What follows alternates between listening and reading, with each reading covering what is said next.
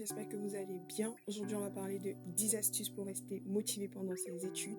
Pour ceux qui ne me connaissent pas, je suis Kwai Laurin et ici on parle principalement d'orientation académique et de développement personnel. Si ce sont des sujets qui vous intéressent, n'hésitez pas à vous abonner et sans plus tarder, je vous laisse avec le jingle.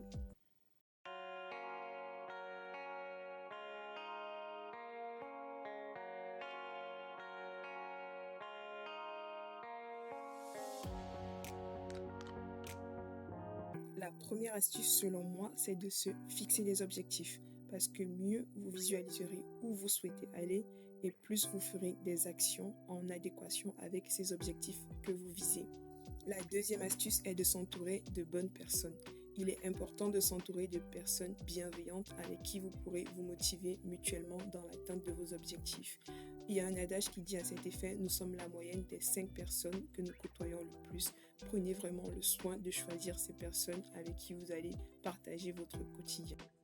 La troisième astuce que je recommanderais, c'est le travail en groupe. C'est quelque chose qui m'a beaucoup aidé pendant ma scolarité. Depuis la seconde jusqu'à aujourd'hui, je travaille toujours en groupe. C'est important de pouvoir partager ses connaissances avec les autres. Il y a certainement des matières où vous serez plus apte à aider vos camarades ou des matières où vos camarades seront plus aptes à vous aider.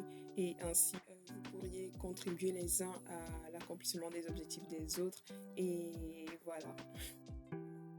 L'astuce est de discuter avec des personnes qui ont réussi dans le parcours auquel vous aspirez.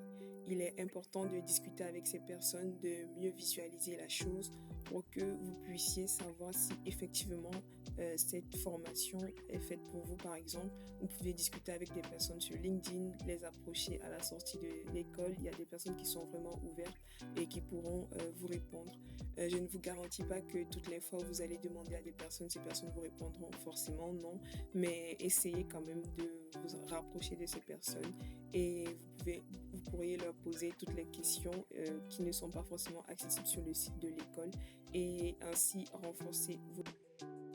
Dans le même objectif que le quatrième point, le cinquième point, c'est de participer à des journées portes ouvertes ou des webinaires qui sont organisés par des écoles que vous aspirez intégrer. Ce sera l'occasion de réellement poser toutes vos questions et vous rassurer que cette école est vraiment faite pour vous et vous rassurer par exemple que vous aimerez les matières, l'ambiance à l'école et tout, et ça contribuera à renforcer votre choix et en ce sens vous pourriez en être motivé d'aller de plus belle dans la préparation de vos concours ou de vos admissions dans ces écoles-là.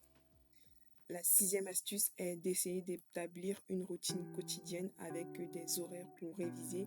Je ne suis pas la plus organisée qui soit, mais c'est important de s'établir cette routine parce que ça va produire comme un effet cumulé.